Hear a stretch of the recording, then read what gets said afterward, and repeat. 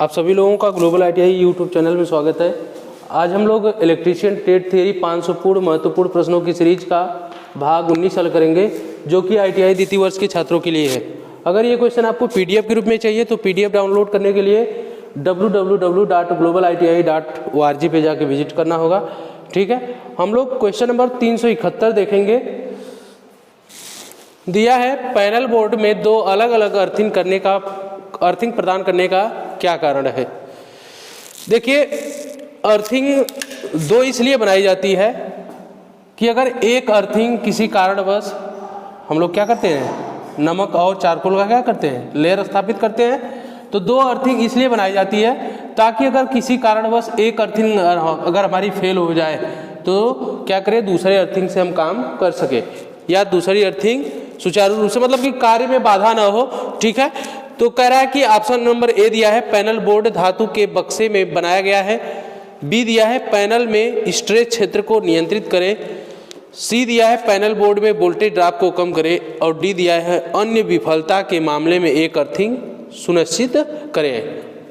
तो होता क्या है कि जब कभी किसी कारणवश एक अर्थिंग काम न करे तो दूसरी अर्थिंग काम करे, जिससे कि कार्य में बाधा ना हो और हम उस अर्थ फॉल्ट से बच सके। ठीक है, तो ऑप्शन नंबर डी है क्या, सही है। ठीक है,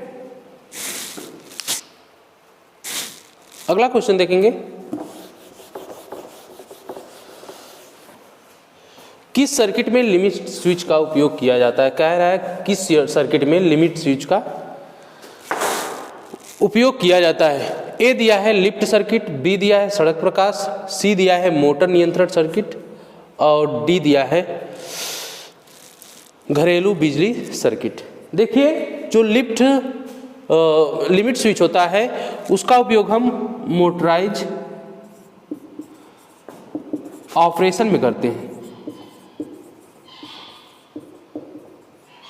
जो एक कह सकते हैं कि निश्चित समय बाद क्या करता है कि इस ऑपरेशन को क्या कर दे, बंद कर दे। ऑपरेशन बंद करने का मतलब होता है इसका उपयोग हम लिमिट स्विच का कहाँ करते हैं, तो इसका उपयोग हम लिफ्ट सर्किट में करते हैं, क्रेन होती है उसमें यूज किया जाता है, उसके बाद आपकी हाईएस्ट होती है उसमें किया जाता है।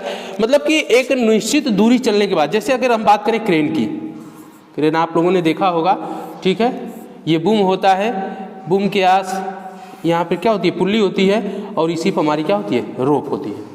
इसी पुल्ली पर हमारी क्या होती है, रोप होती है, और यहाँ पे क्या लगा रहता है, समझिएगा, हुक लगा रहता है। ठीक है, होता क्या है, इधर क्या होती है, हमारी रोप ड्रम पे लपेटी रहती है। ठीक है, और ये किससे कनेक्ट होती है, एक मोटर से कनेक्ट होती है। किससे कनेक्ट होती है, एक मोटर से कनेक्ट होती है। मतलब कि अगर हम इस रोप को खोलते जाएं ना, इस रोप को क्या करें, खोलते जाएं हम किसी लोड को उठाने के लिए इस हुक के माध्यम से, तो यहीं पे क्या लगा रहता है, एक लिमिट स्विच लगी रहती है ना, यहीं पे क्या रहती है, लिमिट स्विच लगी रहती है, जो कि मान लीजिए इस रोप को खोलने के बाद अगर हम बात करें या इसको कह लें उठाने के बाद, मतलब कि हम एक समय बाद ये क्या करता है, ये पूरी रोप नहीं खोल पाएगा। कुछ जैसे दिया है, मान लीजिए हमारी ये रोप है 220 मीटर की है, ये रोप कितने की है, 220 मीटर की है, तो या मान लीजिए हमारी 10 ही मीटर की है, तो ये क्या करेगा कि 10 मीटर ये पूरी रोप नहीं खोलेगा। अब करेगा क्या, इसको सेट करेंगे कि ये 9 मीटर रोप खोले ना, 9 मीटर रोप खोले। अगर 9 मीटर के बाद जैसे ही बढ़ेगा, ये लिमिट स्विच क्या करेगा, इस मोटर के ऑपरेशन को क्या कर देगा, बंद कर देगा। बात समझ रहे, क्या करेगा इनको, अगर नॉर्मली क्लोज है एनसी से क्या कर देगा, यनो कर देगा, और हमारी मोटर काम करना क्या करेगी, बंद कर देगी। अब अगर बात किया, मान लीजिए क्या है, 5 मीटर बाहर निकला है ना, ठीक है, तो ये फिर मान लीजिए इसको अब जैसे लोड हमने उठा लिया, तो अब क्या करेंगे, इस रोप को क्या करेंगे, लपेटेंगे ड्रम में, फिर क्या करेगा, ये 5 मीटर ही बाहर निकलेगा, इससे नहीं कि ये जाके हुक क्या हो, इस लिमिट स्विच को मतलब टच करे, ये 5 मीटर ही बाहर रहेगा। मतलब कि एक निश्चित डिस्टेंस के बीच या दूरी के बीच ये क्या काम करता है, काम करता है बात समझ रहे हैं। और लिमिट स्विच क्या करता है, एक निश्चित दूरी के बीच काम करेगा, कि मतलब अगर अब इसको कहा गया है कि 9 मीटर ही खोलेगा तो 9 मीटर ही नहीं, अगर पूरा रोप निकल जाएगा तो क्या हो जाएगा, दुर्घटनाएं हो सकती हैं ना। या ये क्या करेगा, तो इस निश्चित दूरी के बाद ये क्या करता है, अगर एनसी है नॉर्मली क्लोज है तो नॉर्मली ओपन हो जाता है। बात समझ रहे हैं। इसका उपयोग हम लिफ्ट सर्किट में करते हैं, क्रेन में करते हैं, हाईएस्ट में करते हैं, ठीक है। तो ऑप्शन नंबर ए हमारा क्या होगा, सही होगा। अगला क्वेश्चन देखेंगे।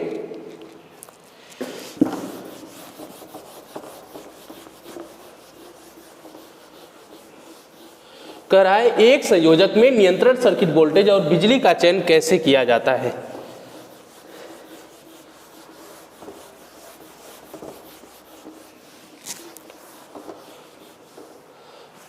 मतलब कॉन्टेक्टर है ना, संयोजक मतलब क्या होता है, कॉन्टेक्टर ना। नियंत्रित कंट्रोल सर्किट की बात कर रहा है, कंट्रोल सर्किट में वोल्टेज और पावर का चयन कैसे किया जाता है। देखिए जो हमारा कॉन्टेक्टर होता है उसमें क्या होती है, अपनी खुद की क्या होती है, कॉन्टेक्टर जो होता है उसमें अपनी खुद की क्या होती है, कॉइल होती है ना। और कॉइल में दो संयोजक सिरे होते हैं, A1 होता है और A2 होता है, ठीक है। जो जिसको पिकअप करने के लिए क्या किया जाता है, कंट्रोल सप्लाई क्या की जाती है, ये क्या करता है, कंट्रोल सप्लाई। अगर इसको पिकअप करना होगा तो क्या करेंगे, कंट्रोल सप्लाई क्या करेंगे, ये लेता है और इसको मतलब कि कह सकते हैं पिकअप करने के लिए क्या की जाती है, कंट्रोल सप्लाई ली जाती है, ठीक है। और ये जो होता है कॉन्टेक्टर जो होता है वो पावर के लिए ही बना होता है। किसको लिए बना होता है, पावर के लिए बना होता है ना। जैसे अगर हम बात करें, इसको अगर पिकअप करना होगा तो कंट्रोल सप्लाई लेंगे और कितना लेंगे, 110 वोल्ट / 220 वोल्ट AC लेंगे, ठीक है। इसको पिकअप करने के लिए कितना सप्लाई ली जाएगी, कंट्रोल सप्लाई ली जाएगी और 110 वोल्ट 110 वोल्ट या 120 वोल्ट AC ली जाएगी। और ये कॉन्टेक्टर जो होता है पावर के लिए बनाया जाता है और पावर सप्लाई को ले जाता है ना। अब कह ले कि अगर जैसे इसमें पूछ रहा है कि एक संयोजक में नियंत्रण सर्किट और वोल्टेज और बिजली का चयन कैसे किया जाता है। ए दिया है धारा के अनुसार, बी दिया है आपूर्ति वोल्टेज के अनुसार और सी दिया है 9 वोल्ट कॉइल रेटिंग के अनुसार और डी दिया है आपूर्ति के प्रकाश के अनुसार, ठीक है। तो जो कंट्रोल सप्लाई ली जाती है, बात समझिएगा, वो धारा और वोल्टेज के अनुसार भी ली जाएगी, लेकिन अगर हम बात करेंगे तो NBC जो हमारी 9 वोल्ट कॉइल होती है ना, अगर हम बात करें, देखिए RYB 3 संयोजक सिरे होते हैं ना, ये क्या करता है, पावर को ले जाता है ना। अगर ये R है, Y है और ये B है, बात समझिएगा, ठीक है। तो अगर हम बात करें तो अगर NBC अगर हमारी 110 वोल्ट की होगी, 110 वोल्ट / 220 वोल्ट अगर होगी, ठीक है, तो हम क्या करेंगे, अलग से इसको कंट्रोल सप्लाई देंगे, किसको, NBC को देंगे। लेकिन अगर हमारी NBC अगर मान लीजिए ये 415 की है, ठीक है, अगर सप्लाई हमारी कितनी है, 415 की है और NBC 110 की है, ठीक है। NBC कितने की है, 110 वोल्ट की है, तो हम क्या करेंगे, इसी में से क्या करेंगे, कंट्रोल सप्लाई किसको देंगे, NBC को देंगे। बात समझ में आ रही है, ठीक है। अगर ये 110 या 220 की है, सप्लाई हमारी 110 220 है, तो हम क्या करेंगे, अलग से सप्लाई देंगे ना, अलग से क्या करेंगे, इसको सप्लाई देंगे, किसको, NBC को। लेकिन अगर यही सप्लाई कितने की है, 415 वोल्ट की है और NBC हमारी 210 और 220 की है, तो इसी में से क्या करते हैं, इसको सप्लाई देते हैं, ठीक है। तो इसका जो चयन होता है 9 वोल्ट कॉइल रेटिंग के अनुसार होता है। तो ऑप्शन नंबर सी क्या होगा हमारा, सही होगा, ठीक है। अगला क्वेश्चन देखेंगे।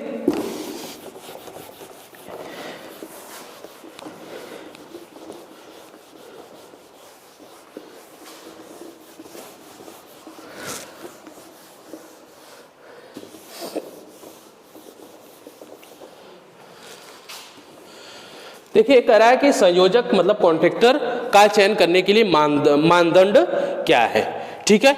ए दिया है आपूर्ति का प्रकार, बी दिया है जुड़े हुए लोड का प्रकार और सी दिया है आपूर्ति वोल्टेज और लोड और डी दिया है संयोजक का उपयोग करने का स्थान। देखिए आपूर्ति वोल्टेज जो हमारा कॉन्ट्रैक्टर होता है वो सप्लाई वोल्टेज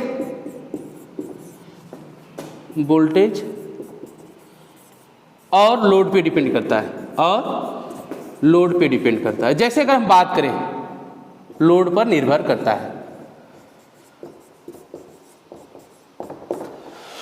मतलब अगर हम बात करें जैसे 415 वोल्ट है ना, वोल्ट और 30 किलोवाट का कोई हमारा क्या है मोटर है, तो इसको चाहिए क्या कम करंट रेटिंग चाहिए। अगर 30 किलोवाट है तो कम करंट रेटिंग चाहिए, लेकिन अगर यही मोटर हमारा क्या है 415 वोल्ट 40 किलोवाट है ना, हम बात करें तो 40 किलोवाट है, तो इसको क्या चाहिए अधिक करंट रेटिंग चाहिए। तो इसका जो निर्धारण होता है, अब भाई जैसे लोड जैसे ही बढ़ेगा तो उसकी करंट की रेटिंग क्या हो जाएगी बढ़ जाएगी। अगर लोड क्या होगा कम होगा तो उसकी करंट रेटिंग क्या होगी कम होगी। तो उसका जो निर्धारण होता है कॉन्ट्रैक्टर का सप्लाई वोल्टेज और लोड पर हम मतलब कह सकते हैं कि निर्भर करता है। ठीक है, तो ऑप्शन नंबर हमारा सी क्या हो जाएगा सही होगा। ठीक है, अगला क्वेश्चन देखेंगे।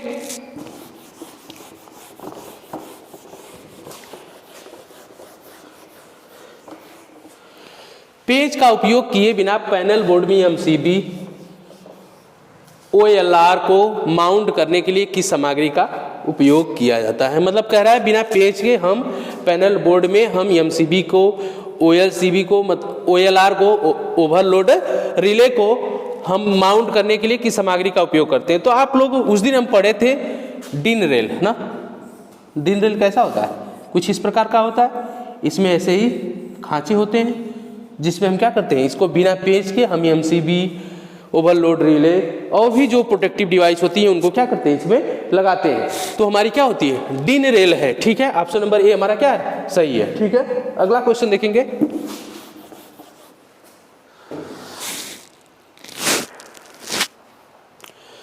किस प्रकार का उपकरण मोटर को एक पैनल बोर्ड में हीटिंग और ओवरलोडिंग से बचाता है। ए दिया है दृष्टिकारी, बी दिया है लिमिट स्विच, सी दिया है थर्मल रिले और डी दिया है इलेक्ट्रोमैकेनिकल रिले। तो देखिए जो हमारा थर्मल रिले होता है वो उपकरण को हीटिंग और ओवरलोड दोनों से बचाता है। ठीक है, होता क्या है कि जैसे भी हीटिंग होगी तो धीरे धीरे होती है और हमारा रिले भी क्या कम करता है स्लो ही काम करता है, मतलब कि इसका जो ऑपरेशन है स्लो है। ठीक है, तो हीटिंग और ओवरलोडिंग दोनों से जो बचाता है वो हमारा होता है थर्मल रिले। ठीक है, अगला क्वेश्चन देखेंगे।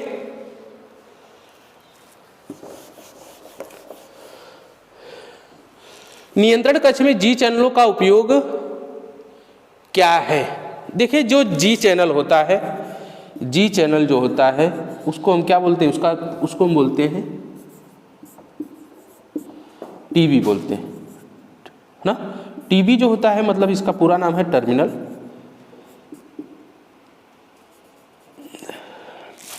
बॉक्स ना, ये इसका पूरा नाम क्या है टर्मिनल बॉक्स है, जिसमें क्या होता है कि जो स्क्रू होता है वो जी प्रकार का होता है और ये टर्मिनल जो संयोजक होते हैं उनको फिक्स करने के लिए यूज किया जाता है। किसका उपयोग जी चैनल का। ठीक है, तो ऑप्शन नंबर डी हमारा क्या होगा सही होगा। ऑप्शन दिया है ए रिले को ठीक करने के लिए, बी दिया है संयोजकों को ठीक करने के लिए और सी दिया है उपकरणों को ठीक करने के लिए, डी दिया है सीरे संयोजक को ठीक करने के लिए है ना। तो मतलब टर्मिनल संयोजकों को ठीक करने के लिए। ठीक है, ऑप्शन नंबर डी हमारा क्या है सही है। ठीक है, अगला क्वेश्चन देखेंगे। कंट्रोल पैनल वायरिंग में लिमिट स्विच का क्या कार्य है। ए दिया है अधिक गर्मी में मशीन नियंत्रित करती है, बी दिया है मशीन को ओवर स्पीड से नियंत्रित करता है, सी दिया है मशीन को ओवरलोडिंग से नियंत्रित करता है और डी दिया है किसी भी मशीन की दूरी गति को नियंत्रित करता है। तो मैंने सही बताया है कि जो मोटराइज ऑपरेशन होता है उसमें एक निश्चित मतलब दूरी के बीच ये क्या काम करता है कंट्रोलिंग का काम करता है। ठीक है, तो ऑप्शन नंबर डी हमारा क्या होगा सही होगा, किसी भी मशीन की दूरी गति को नियंत्रित करता है। ठीक है, क्वेश्चन हम लोग पीछे पढ़े हैं ना, चलिए आगे देखें। कह रहा है एसी प्रतिरोधक और प्रेरक भार को शुरू करने और रोकने के लिए संपर्ककर्ता का मानक कर्तव्य चक्र कोड कौन सा है। देखिए ये जो कर्तव्य कह रहा है कि जो हमारा लोड है रजिस्टिव है और इंडक्टिव भार को शुरू करने के लिए और रोकने के लिए संपर्ककर्ता का मानक कर्तव्य चक्र कोड कौन सा होता है।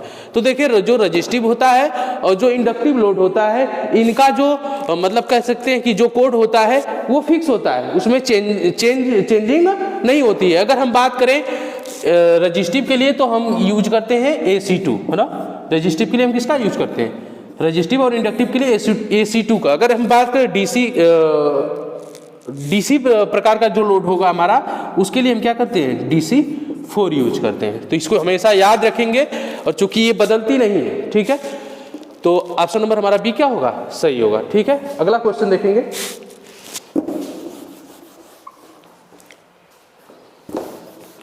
कह रहा है कि स्वचालित स्टार डेल्टा स्टार्टर के संचालन के लिए संयोजकों की सही अनुक्रम का संचालन कौन सा है ना। देखिए इसमें स्टार डेल्टा जो स्टार्टर होता है, उसमें जो स्टार मतलब हम पहले क्या होता है, मेन और स्टार दोनों एक साथ पिकअप होते हैं, उसके बाद टाइमर से हम क्या करते हैं, उसको डेल्टा में कन्वर्ट करते हैं। तो पहले टाइमर होता है, फिर क्या होता है, डेल्टा होता है, मतलब वही टाइमर क्या करता है, उसको डेल्टा में कन्वर्ट करता है, जबकि मेन और स्टार एक साथ पिकअप होते हैं, मतलब एक साथ काम करते हैं। ठीक है, तो आप देख लें मेन स्टार और डेल्टा टाइमर। तो डेल्टा टाइमर नहीं होता, पहले टाइमर होता है फिर डेल्टा होता है। बी दिया है स्टार मेन टाइमर डेल्टा, ठीक है। सी दिया है मेन टाइमर डेल्टा स्टार, और डी दिया है स्टार टाइमर मेन डेल्टा। देखिए मेन और जो स्टार होता है दोनों एक साथ पिकअप होंगे, या इधर ये हो सकता है, इधर ये भी हो सकता है। ठीक है, कभी आपको दे सकता है मेन इधर और स्टार इधर दे सकता है। ठीक है, टाइमर उसके बाद डेल्टा, यही टाइमर क्या करता है, इसको डेल्टा में कन्वर्ट करता है। तो ऑप्शन नंबर बी हमारा क्या हो जाएगा, सही हो जाएगा। ठीक है, अगला क्वेश्चन देखेंगे।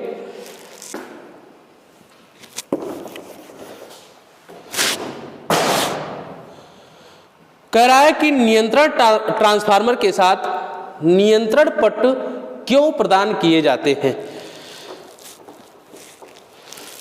देखिए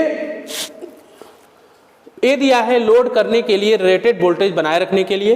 बी दिया है सहायक सर्किट संचालित करने के लिए, और सी दिया है रेटेड मुख्य आपूर्ति वोल्टेज बनाए रखने के लिए, और डी दिया है पावर सर्किट को कम वोल्टेज की आपूर्ति करने के लिए।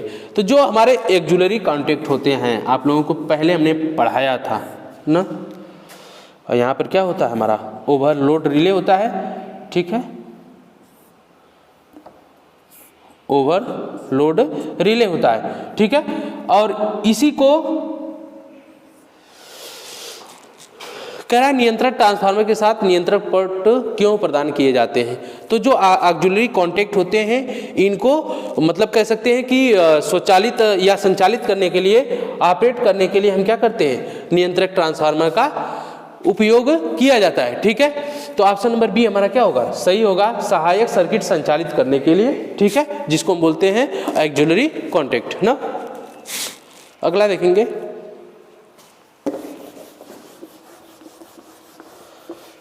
क्या होता है अगर एक ऑटो स्टार डेल्टा स्टार्टर के शुरू होने के बाद टाइम डिले रिले बंद हालात में होता है। देखिए टाइम डिले रिले मतलब टाइमर की बात कर रहा है कि बंद हालात में होता है। देखिए पहले हम उसको क्या करते हैं, पहले स्टार में हमारा जो हमारा स्टार्टर होता है उस मोटर को क्या करता है, स्टार में पहले कन्वर्ट करके कुछ देर तक चलाता है, फिर उसके बाद क्या करता है, कुछ ही देर बाद वो टाइमर क्या करता है, उसको डेल्टा में कन्वर्ट करता है। करा कि जब बंद हालात में होंगे तो क्या होगा, तो हमारी जो मोटर होती है वो क्या करेगी, डायरेक्ट डेल्टा में रन करेगी। तो ऑप्शन नंबर देख लें, शुरू होता है और रुक जाता है। बी दिया है सामान्य रूप से चलता है, और सी दिया स्टार में ही चलता है, डी दिया है डेल्टा में ही चलता है। तो हमारा जो टाइम डिले रिले बंद हालात में होगा तो उस समय हमारी जो मोटर होती है वो किस में चलेगी, डेल्टा में चलेगी। ठीक है, तो ऑप्शन नंबर डी हमारा क्या होगा, सही होगा। अगला क्वेश्चन देखेंगे।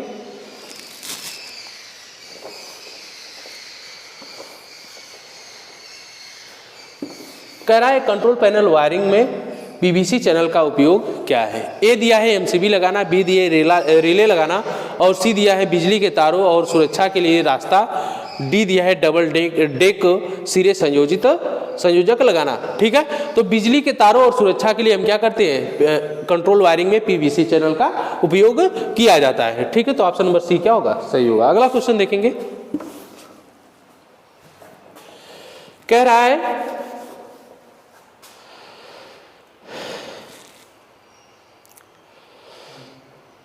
है नियंत्रक पट में मतलब कंट्रोल पैनल में थर्मल ओवरलोड रिले का उद्देश्य क्या है। ये क्वेश्चन पीछे रिपीट हो चुका है। कह रहा है कि जो हमारा कंट्रोल पैनल होता है थर्मल ओवरलोड रिले का उद्देश्य क्या है। ए दिया है सर्किट को चालू बंद करना, बी दिया है पृथ्वी दोष से सर्किट की रक्षा करे, सी दिया है समय की देरी के आधार पर सर्किट को नियंत्रित करे, डी दिया है मोटर को ओवर हीटिंग और लोडिंग से बचाए। ठीक है, तो मोटर को क्या करता है, ओवर हीटिंग और ओवरलोडिंग से बचाता है। तो ऑप्शन नंबर डी हमारा क्या होगा, सही होगा। अगला क्वेश्चन देखेंगे। कह रहा है कि औद्योगिक अनुप्रयोग में मोटर के सीक्वेंस नियंत्रण की आवश्यकता क्यों है ना। मोटर से कह रहा है कि जैसे सीक्वेंस नियंत्रण का मतलब होता है कि जैसे हम मोटर को क्या करते हैं, कुछ देर स्टार में चलाते हैं, फिर कुछ देर बाद क्या करते हैं, उसको टाइमर के माध्यम से हम क्या करते हैं, इसको माध्यम से हम इसको डेल्टा में कन्वर्ट कर देते हैं। अगर सीक्वेंस नहीं करेंगे तो हमारी मोटर क्या हो जाएगी, बंद, मतलब कह सकते हैं जल सकती है। ठीक है, ए दिया है अधिक भार साझा करने के लिए, बी दिया है बिजली की खपत को कम करने के लिए, सी दिया है परिचालन लागत को कम करने के लिए, डी दिया है ऑपरेशन की सटीकता को बढ़ाने के लिए। ठीक है, तो अगर हम इसको क्या करेंगे, सीक्वेंस कंट्रोलिंग नहीं करेंगे, मतलब पहले स्टार में नहीं चलाएंगे और डायरेक्ट डेल्टा में इसको चलाएंगे, ठीक है, या डायरेक्ट सप्लाई दे देंगे, तो हमारा क्या होगा कि हमारी मोटर क्या हो जाएगी, जल जाएगी। तो ठीक है, तो उसको हम क्या करते हैं, ऑपरेशन को सटीकता से बढ़ाने के लिए या सही ढंग से हमारी मोटर रन करे, इसलिए हम क्या करते हैं, सीक्वेंस में मोटर को हम रन कराते हैं। ठीक है, तो ऑप्शन नंबर डी हमारा क्या होगा, सही होगा। ठीक है, ऑपरेशन की सटीकता को बढ़ाने के लिए। ठीक है, अगला क्वेश्चन देखेंगे।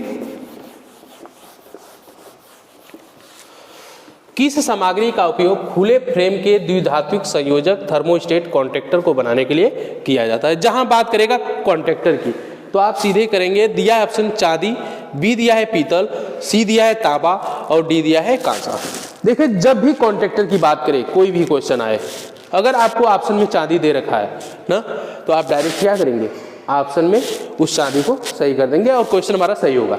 ठीक है, तो हमारा जो कॉन्टैक्टर होता है थर्मोस्टेट कॉन्टैक्टर चाहे जो होगा, ठीक है, तो उसके जो संयोजक होंगे उनको बनाने के लिए हम क्या करेंगे, चांदी का उपयोग करते हैं। ठीक है, ऑप्शन नंबर ए हमारा क्या होगा, सही होगा। अगला क्वेश्चन देखेंगे। कंट्रोल पैनल वायरिंग में ड्रिल रेल का उपयोग क्या है ना, हमने पढ़ा ही है। बिना स्क्रू के हम क्या करते हैं, उस जो हमारी डिवाइसेज होती हैं प्रोटेक्टिव होती हैं, प्रोटेक्टिव डिवाइसेज जो भी होती हैं बिना स्क्रू के, उसको क्या करते हैं, हम लगाते हैं। तो ए दिया है यह विद्युतीय तारों के लिए एक रास्ता प्रदान करता है, बी दिया है उच्च शक्ति वाले सर्किट सामग्री को स्थापित करने में, सी दिया है डबल डेक सिरे संयोजित लगाने में और डी दिया है स्क्रू के बिना नियंत्रण सामग्री लगाने में। जो हमारी कंट्रोलिंग या प्रोटेक्टिव डिवाइसेस होती हैं उनको लगाने के लिए हम ड्रिल रेल का उपयोग करते हैं। ठीक है, ऑप्शन नंबर डी हमारा क्या होगा, सही होगा। ठीक है, अगला क्वेश्चन देखेंगे।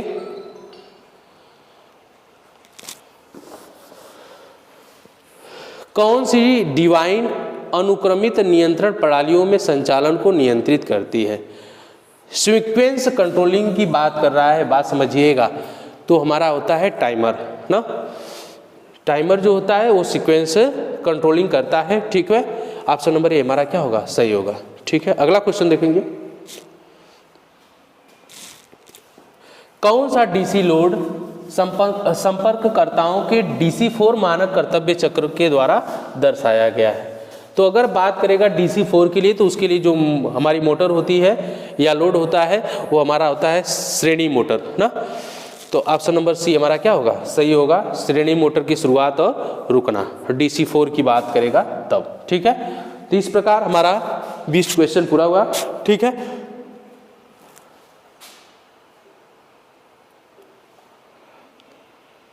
एक क्वेश्चन और बच गया है, देख लें इसको भी। ठीक है, कंट्रोल पैनल वायरिंग में उपयोग किए जाने वाले नियंत्रक ट्रांसफार्मर का उद्देश्य क्या है ना। तो ऑप्शन दिया है नियत टर्मिनल वोल्टेज को बनाए रखने के लिए, बी दिया है सहायक सर्किट को बिजली की आपूर्ति करने के लिए, सी दिया है संयोजक के आपूर्ति वोल्टेज को नियंत्रित करने के लिए ना, और डी दिया है नियंत्रण तत्वों को अति वोल्टेज दोष से बचाने के लिए। ठीक है, तो हमारा जो कंट्रोल ट्रांसफार्मर होता है वो जो हमारे क्या बोलते हैं उसको सहायक या एक्जुलरी कॉन्टेक्ट होते हैं उनको क्या करता है, कंट्रोल करता है। ठीक है, तो ऑप्शन नंबर बी हमारा क्या होगा, सही होगा, सहायक सर्किट को बिजली की आपूर्ति करने के लिए। ठीक है, इस प्रकार हमारा 20 क्वेश्चन पूरा हुआ बच्चों। अगर ये वीडियो आपको अच्छी लगे तो चैनल को लाइक, सब्सक्राइब और कमेंट जरूर करें। ठीक है।